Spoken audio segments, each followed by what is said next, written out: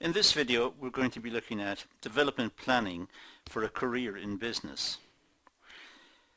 Now briefly, to see what we're going to do, let's look at the learning outcomes. By the end of the lesson you should be able to explain what a skill audit is, a skill gap, a qualification gap, and a qualification map. So it's important to be familiar with these terms, and this is one of the objectives of this class. You should also be able to audit your own skill and identify any skill gap that you may have. So it's not just looking at it in the abstract, we should be able to apply it to ourselves. And finally, we should be able to describe our personal skills and determine the skills necessary for your chosen career. So look at each of us individually and critically and say, what skills have we got? What do we need? What do we need to get the career that we desire? So let's start, and we'll talk about the terms that we're going to use.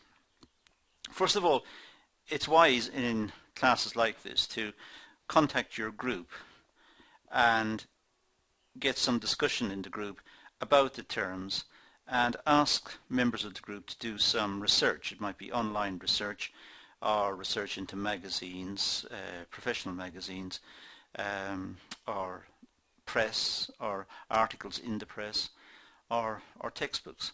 But ask members of your group to do some research, and you conduct some research and try to work out the meaning of the various terms and what's associated with the main terms. What's required when undertaking a skills audit, for example?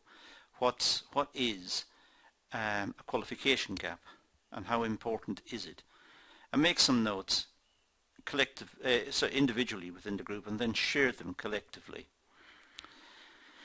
So first of all, determine what is a skill gap, and conduct an audit into your own skills, let's say, and see what skills you've got in terms of, say, your communication skills, your numeracy skills, your computing skills. So list out all the skills you think you've got which are good skills for the labour market, and then look at the type of career that you want and see where you're short. Look at the difference between the two.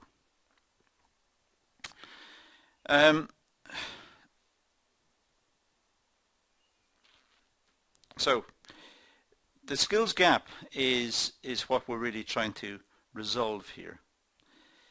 Part of the skills gap could be to look at qualifications. Sometimes employers simply say, we want an employee with the following qualifications.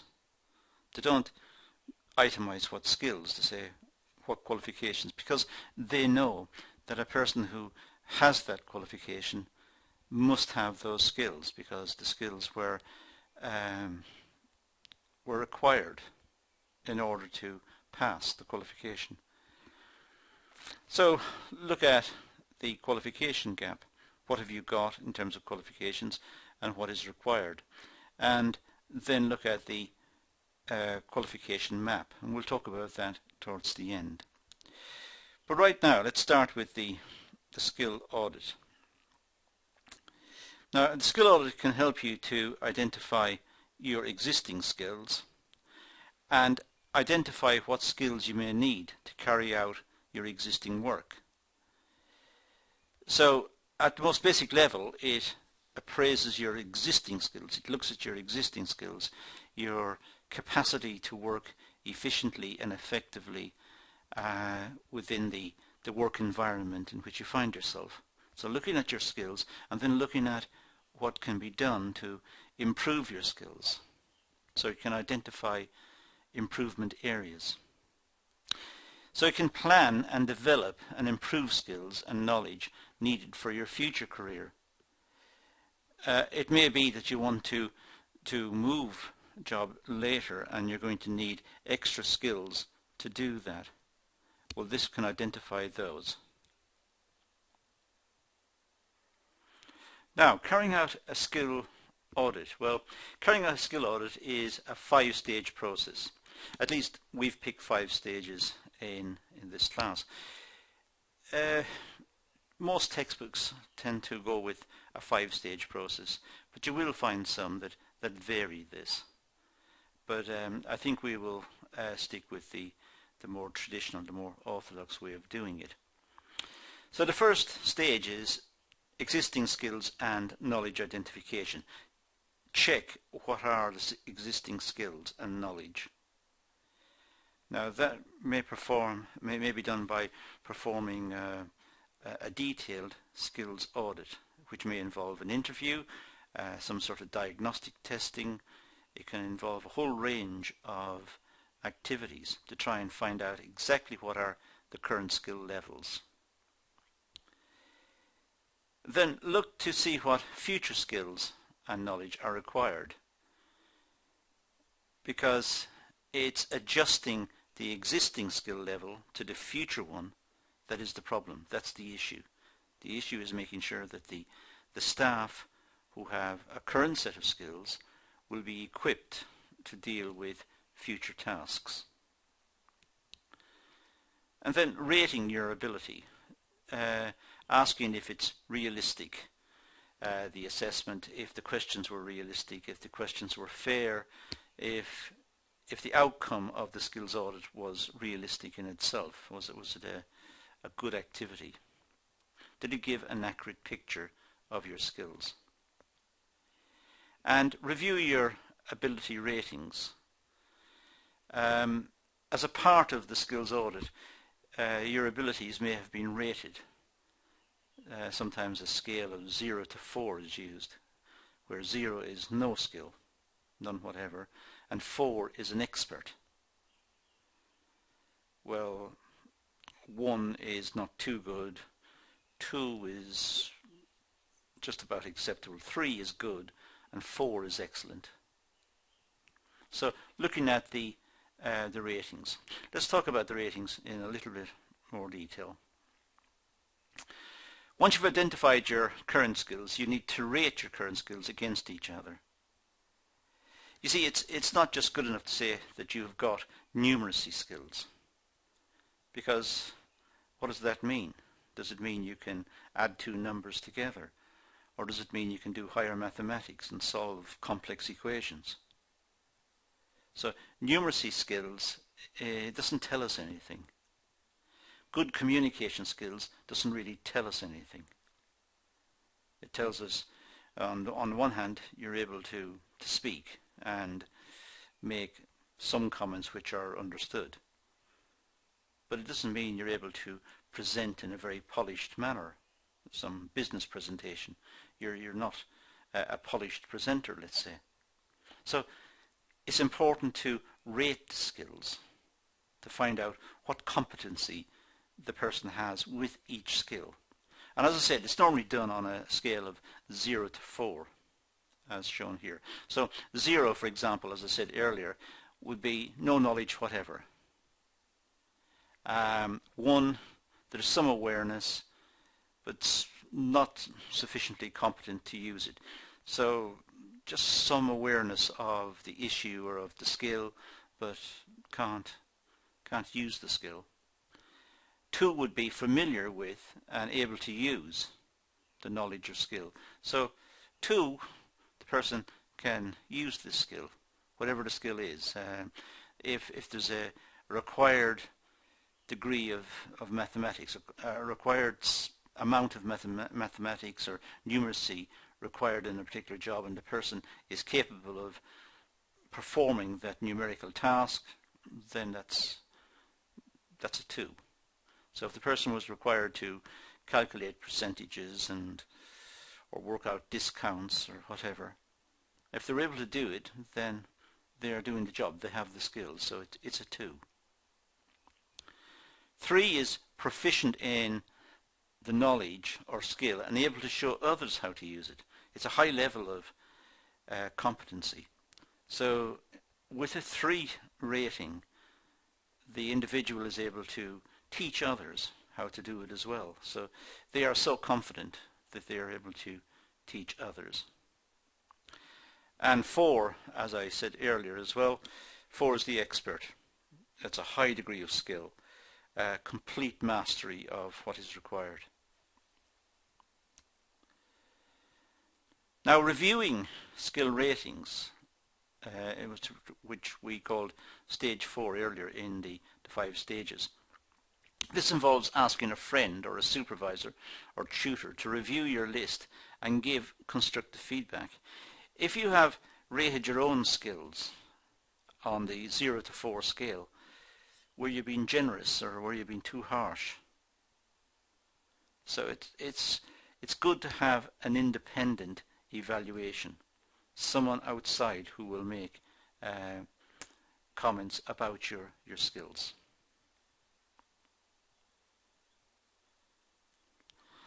The final stage, stage 5, is the future development plan. It's simply that of using the information to concentrate on developing the skill and knowledge areas where you have low scores or identified or have identified that you are not fully competent. So it's a question of taking remedial action in the case of low scores, where there's a very low competency level with a particular skill. The individual may want to strengthen that by taking on extra training or seeking extra help. Now, the skill gap. Well, the skills that you do not yet possess will be identified in your skills audit.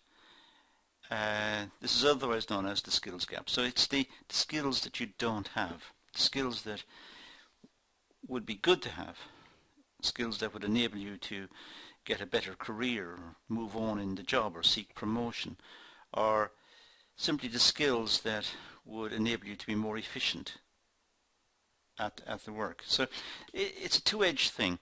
One is the individual would want to have better skills for career purposes, and the other one is the company wants the workers to have better skills because the workers will be more productive. So two sides here benefit from increased skill levels. But the difference between what exists and what is ideally required is the skill gap. The qualifications gap, well, this refers to detailed lists of all the qualifications that you do not currently have. It looks at all the qualifications that you don't have, but qualifications that you need in order to achieve your short and medium-term career goals. So it's a question of looking at your existing set of qualifications, what you've got at school, college, university, wherever, and looking at what the market requires in terms of qualifications, and the difference is the qualifications gap, which needs to be plugged.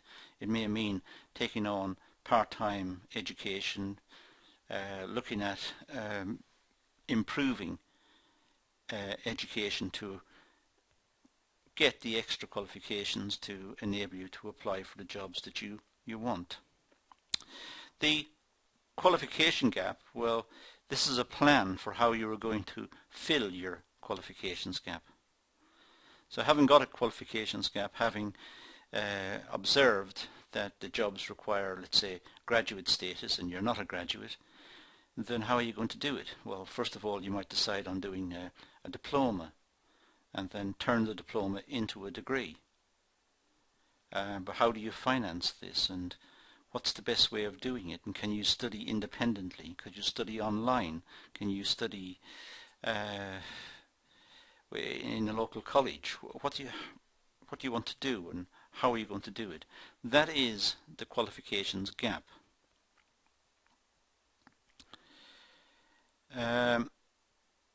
Now I should say the qualifications map. That's how it's going to be implemented.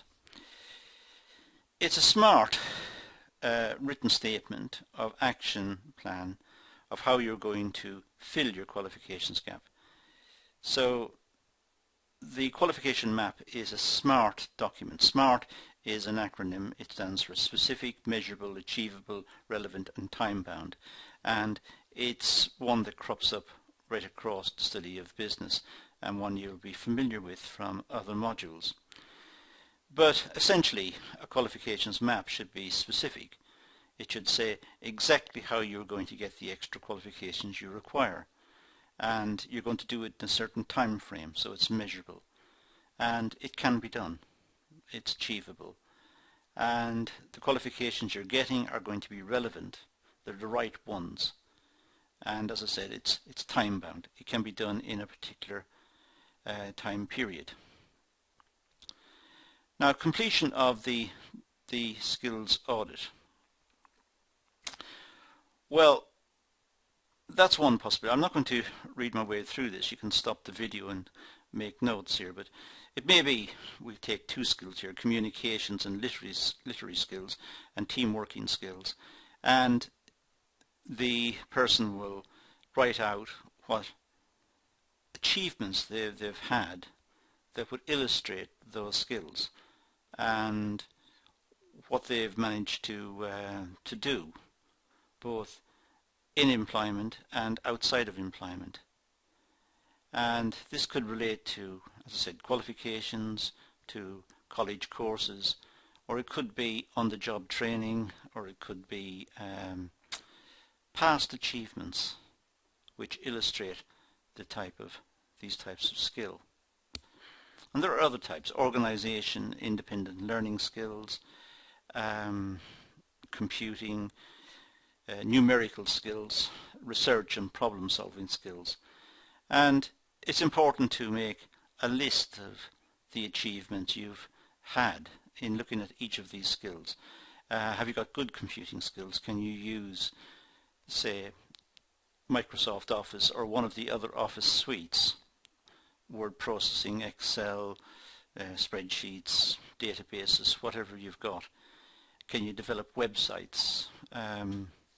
What computing skills have you got? List them out and give illustrations of them. Don't just say that you can do it, prove you can do it.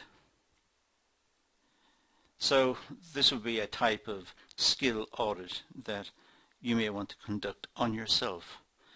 It will also be quite a good exercise because it is a good preparation for writing a detailed curriculum vitae later. But that's all I'm going to do in this session. I'm going to leave it at that and say thank you for watching.